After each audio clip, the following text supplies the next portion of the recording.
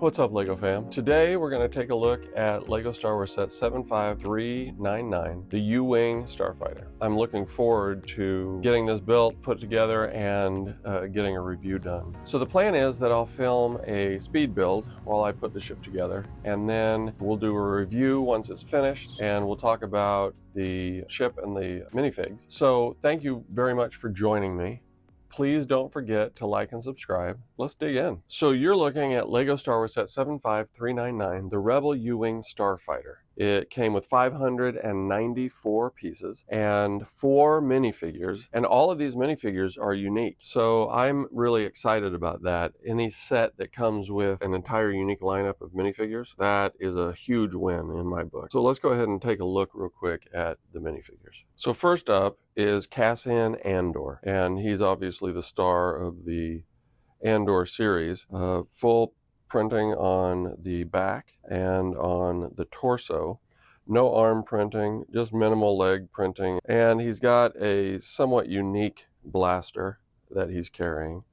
I like Cassian Andor. I think he is a good character, and I think this is a good minifigure. Next up is K2SO. Now, K2SO made a huge impact for me personally in Rogue One, and I really, really like this droid. One of my favorite droids in Star Wars. I think this is a great minifigure. And what's nice about this is that it's different than the one that we got in 2016. So you've got the Imperial logo on the shoulders, a much brighter chest plate, a little bit more detail there.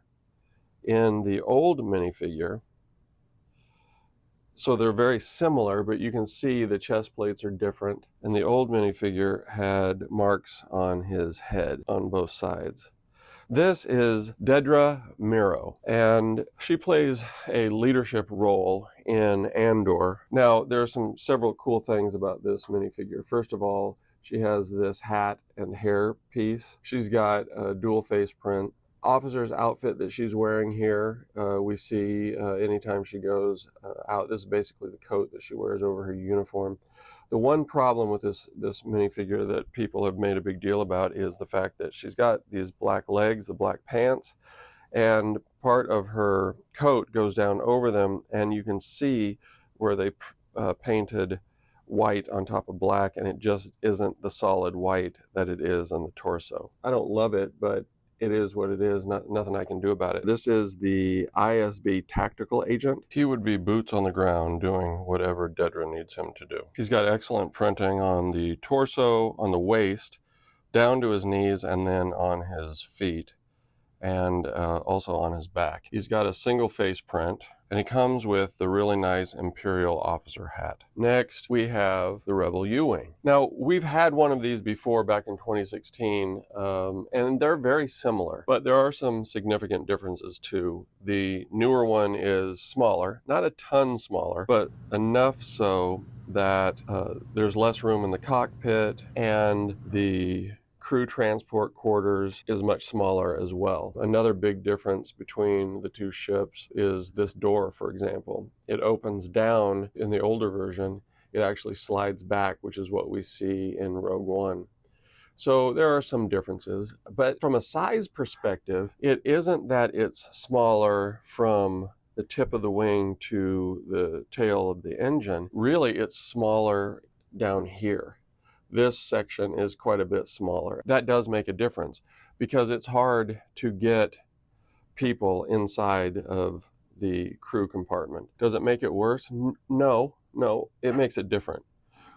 And I really do prefer to look at it like that. I have both of them, and I like different things about it. I like the fact that this one is a little bit smaller because it's easier to display. The old one, I really don't have shelf space for it, and so I mounted it up on a wall mount. For me, that works really well, and I like that a lot. A couple of the key things that it does, the wings open, so this is flight mode or attack mode or that type of thing. It has a loading ramp on the back, but it's sealed inside, so it really doesn't go anywhere. It's as much for looks or just to get those angles as anything else. Both sides have doors that open. You do have a computer screen, but you couldn't get more than 2 or 3 people in there. I do like the fact that they put the windows here so you can see through there. Another thing that I really like about this, and they did this in the first one as well, they put spring-loaded shooters in there, and they made the mechanism to fire them hidden. You can't even really tell that this is the button anymore, but if you put the missile back in, it pops up. Another unique thing about the U-Wing, and this is true on both the old and the new one, if you push this lever right back here, it opens the cockpit. Notice how recessed the cockpit is. So you could open it, but you have to kind of mess with it. Here you can just push that and then it's open. So the cockpit has one screen, a very laid back of the seat, and if you put somebody in there, he's really laying down back there. In all, I would say this U-Wing is a very nice ship. It was a fun build. It came with 6 bags, 594 pieces, probably took about 30 minutes or so to build, and it was enjoyable. It looks really nice. It's a little more narrow through the wings and through the body area than the past one, but with a smaller footprint, it makes it a little bit easier to display. And so I do have some thoughts in mind about where I could display it. Anytime you can get 4 unique minifigures in a set, that is a huge deal. For the sake of comparison, just really quickly, here is the old 2016 U-Wing, and this is the new one. So if you put them side by side, you see this one is much thicker, wider than this one, and the most of that is here in the wings. Tip to tail, they're really not that far off. Here you can see how these engines are much more round, or these have some squareness in them. You can see the crew quarters, or the storage area underneath, is big enough that a minifigure could stand up, and there could be 3 or 4 minifigures in there comfortably, probably. And then the other thing I had talked about was the glass portion underneath. See how you can see the pilot through the bottom glass? You can see the bottom of the cockpit in the new one. That gray is the bottom of the cockpit in the black piece.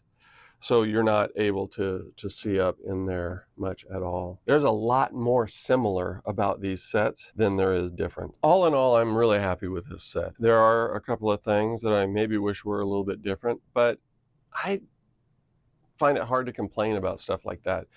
You know, I could have just not purchased it, but there's no way I was going to miss out on this set. To me, this set is one of the big winners of the May launch. I think it's a very good looking version of the U-Wing, and it's only the second one that we've ever gotten. I'm happy with it. I'm glad I got it, and I would encourage at $70, it's not a bad deal at all. And, you know, it's about 600 pieces and 4 great minifigures.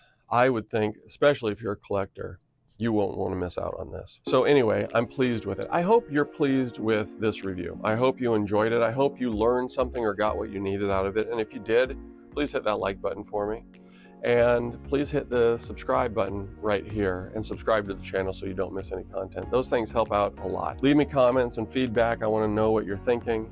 Let me know if you got the set yourself and what you think about it. Thank you for watching, and I look forward to seeing you soon.